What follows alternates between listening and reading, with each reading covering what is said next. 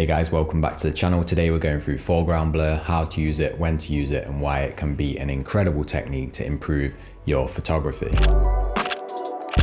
Alright, this is going to be nice and chill. I'm going to talk through the images on screen, explain why I chose to use foreground blur in these particular shots. So the first three I have here lined up, shot in the Faroe Islands. The first thing to note straight away is that they're all hugely popular photography locations. So straight away, including foreground blur allows the fact that hundreds of, probably even thousands of photographers have shot these subjects and these compositions before. Including foreground blur allows them to stand out a little bit more, be a bit more unique, and also add your personality into the image, even if someone had gone and took the same composition. If you take a look at this image here, you've obviously got the church here, which is the clear subject of the image. You've got this nice mountain in the background as well. Shooting it with foreground blur obviously gives this beautiful depth of field in the front here. You also get the lines from the reeds leading up into the image like this, almost leading you to the subject without taking any distraction away from the image as a whole, and your eyes aren't getting lost in this portion down here. So obviously as a viewer, when you take a look at this image, your eyes are instantly going to go straight to the church, and then you're probably going to work your way around the image. And as you work your way back into this portion of the frame, there's a mental click there from the viewer that thinks, oh, they've used depth of field, they've used foreground blur, that's a really interesting and cool technique. This photographer's obviously done it on purpose and they know what they're doing when it comes to this photograph. Okay, so next shot here, exactly the same rules apply. We've got the clear subject of the photo, which is the huts here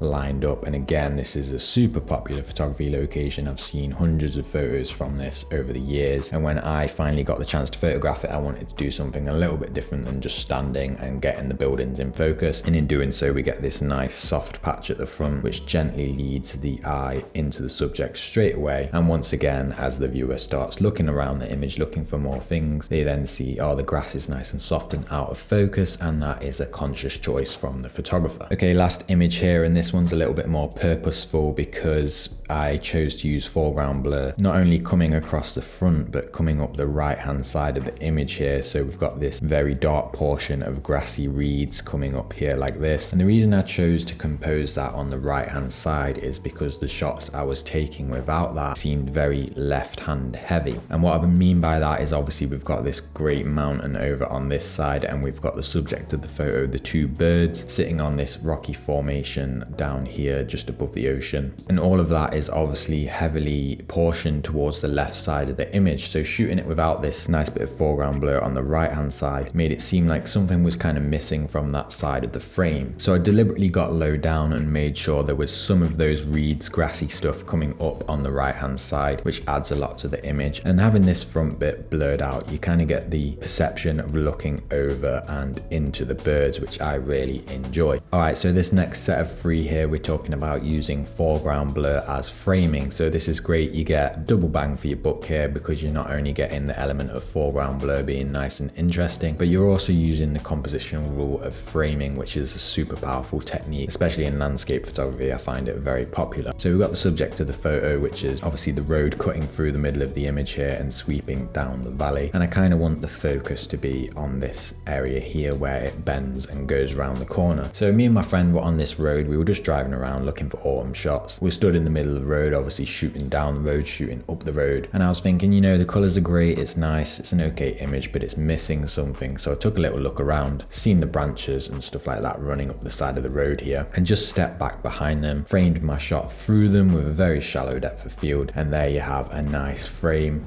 coming around the image and creating this circular sort of lead into the image, if you will. So framing can obviously be achieved without foreground blur. You could have had all these leaves around the side left in focus, but to be honest, I find that makes it a little bit distracting and pulls away from the viewer's attention. Having them used as foreground blur allows the viewer's eye to go straight through and into the image and into what you want them to be looking at. So this image here, the exact same rules apply in terms of framing and the sort of circular framing that I've got going on, but it's a bit more interesting because I've used depth of field in the background here. This is all nice and soft and out of focus. You know, it's not completely blurred out, you can still see what's there, but it's definitely quite soft. And then I've used foreground blur to sort of fill the gap in round the side here like this. So what you're actually getting is the background blur joining up with the foreground blur like this. So like in the last image, how we had a nice circular frame, The same rules apply here, but I've just combined the two things together. So we've now got the viewer's eye sort of coming through the middle of the frame here to this flower. It's not the most interesting image in the world, so including something like foreground blur can instantly, elevate it and show you've got more skill than just pressing the shutter down on your camera. So one last image here just to drive home the point of framing and using foreground blur as framing in your photography. We've got this shot here of this model in the forest. I shot this way back in, I think, 2017, so it's a super old image, but again, it's a great example. So we've got this lovely framing here going on with the branches on the side, and once again, I did shoot them in focus, but thought, they work way better out of focus. So what's happening here in this particular image is we've got a spotlight coming from above through the forest trees, creating this huge illuminated portion here, and of course the model is illuminated in light as well. And because of that, we've then got these super dark areas. A huge natural vignette is present on the image coming around the side here. So taking a little step back and noticing that we've got this branch coming up the side allows me to shoot it out of focus. And again, like the last image, it then combines with the vignette in the image, creating a full circle around the photo, and once again leading the viewer's eye through into the frame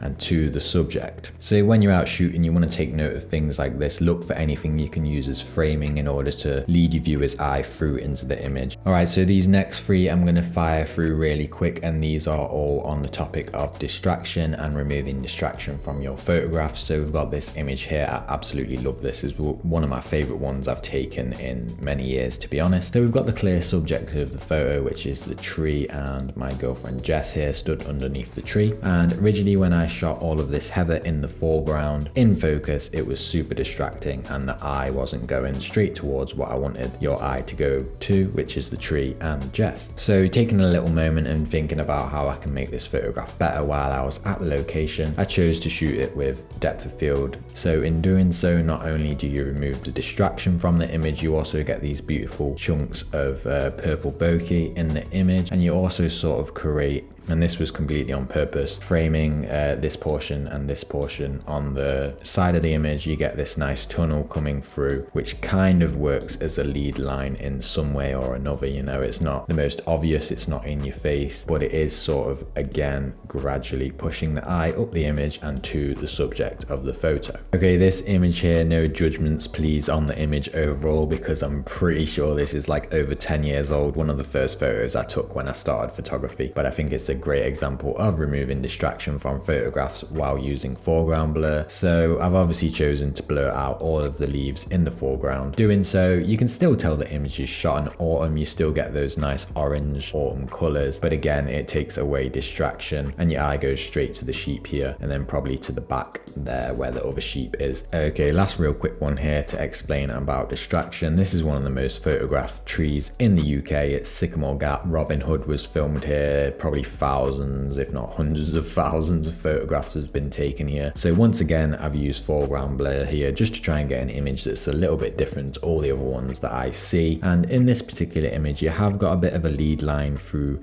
the grass here that kind of wanders up to the tree. We've also got this huge portion in shadow that cuts the foreground and the background in half, which I love. But when I originally shot this in focus, again, my eye was kind of getting stuck in this area, especially with this rock here on the floor. But the problem was, I really love this, the light on the grass here on the side, especially the sort of lead line from the grass that's leading up. And I didn't mind the rock, even though it probably does take away from the image a little bit. But in doing so, I shot the foreground blur version, and I think we get a happy middle ground there of where the viewer's eye doesn't get stuck wandering around this portion of the image, and you also still get a little bit of a lead line going through, and most of the focus is going to be on the subject, which is the tree. So all that being said, when it comes to you being out and shooting on location, if you find anything to be super distracting in your images, but you love the composition and you love whatever's going on, just think about how you can use foreground blur to take away those distractions from your photographs when it comes to the foreground of your images. Okay, these next few images are all about using foreground blur in order for your viewer to understand the environment and the situation that's going on. So in this instance, I've got a few photos that I shot in lockdown, I think a couple of years ago when all the lockdown sounds were going on, and I titled them Digging in the Crates. And what I wanted to portray was somebody stumbling across these crates, looking inside them and finding this old film camera. So obviously the film camera here, and we've got the foreground blur coming across and then up the image, which is working as a little bit of a frame and also provoking the emotion of the viewer or whoever in this story, for example, is looking down inside the crates from this perspective like this. And likewise, you'll see the exact same thing happening here. So although the blur is at the top of the image here in this portion, it's still in the forefront of the frame because we're looking down at the camera here. And this just helps draw all the focus of the viewer into this area. Again, the lens is slightly soft and out of focus, allowing the viewer to focus straight onto the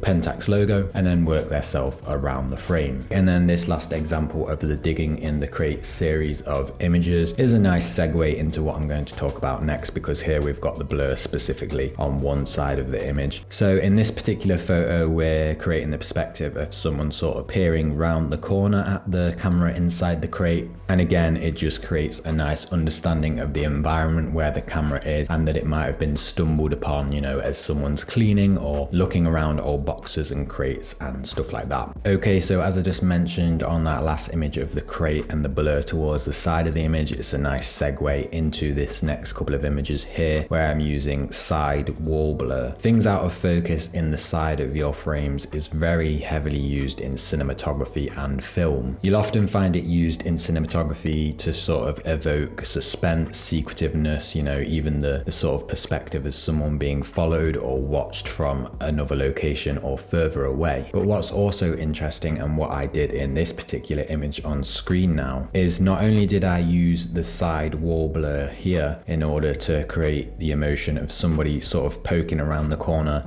and looking through this window from outside of the frame, I also used it to hide a load of messy and crappy elements that were behind this wall and making the frame feel quite messy. Okay, one more example of side wall blur here. This is a photo of my brother, who is obviously the clear subject. He actually edited and dealt and cropped with this image himself because I just quickly snapped it on his camera for him. So I wanted to create the emotion and the perspective again of somebody being viewed from elsewhere. So you've got this perception of him being looked at from another location or another person's viewpoint. And the second reason, again, this is a popular theme running through all these photos, is because there was a sort of side building here in this image and I wanted to get rid of that out of the frame. So I just included a little bit of the wall there, blurred it out, used a shallow depth of field in order to get rid of that distraction that was in that part of the frame. Super popular technique to use in street photography. I see it all the time from lots of street photographers that really inspire me. All right, just 3 more images to finish out this video and really drive home the point of foreground blur. And I've picked these 3 images specifically to showcase something that I'm on the lookout all the time when it comes to landscape photography. And this particular thing I'm looking for when I'm out there shooting landscape is something I call the crisscross composition. Now, I don't think this is an official composition rule, but it is something I'm always on the lookout for, and I think it really allows images to appear quite pleasing. So what the crisscross composition is when you deliberately slice your image up into diagonal segments. So if you look at the foreground blur in this image, it's going up diagonally from one corner to the other. You've then got the line from the left hand side mountain here that comes down into the bottom of the image and sort of joining up with where that foreground blur finishes off. So the 3 slices you're then getting from the image is the top portion here, number 1,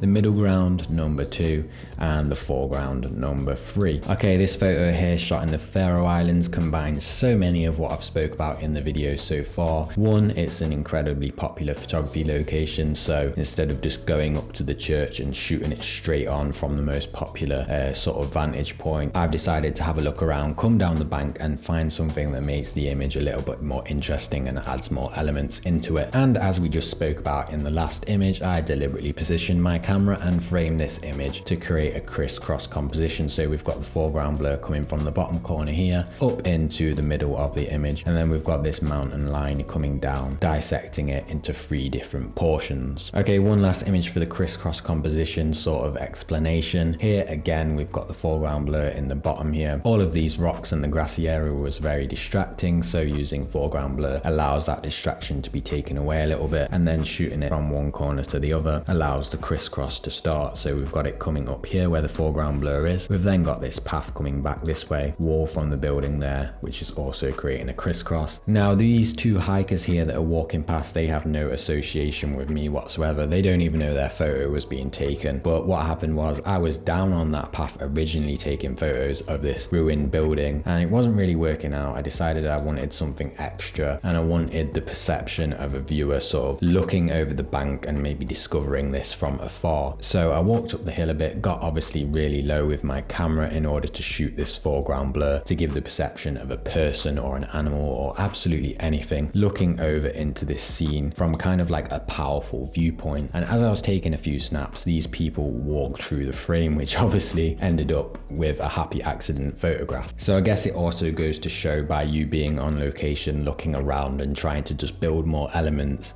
into your frames, you can get happy accidents like this where someone will walk in the front, and just because you're already in that vantage point, you know, if I was down on that path already, I would have never got this shot of these 2 people. So spending a little bit more time at your locations and trying to build in more elements, to be honest, you can never really go wrong with it. All right, that last image is going to wrap up the breakdown of this video. I hope you found it helpful or got something out of it in any way, shape or form. If there's anything else you'd like to see me break down on the subject of taking better photos, then let me know in the comments. And as always guys, I'll see you in the next one. Peace.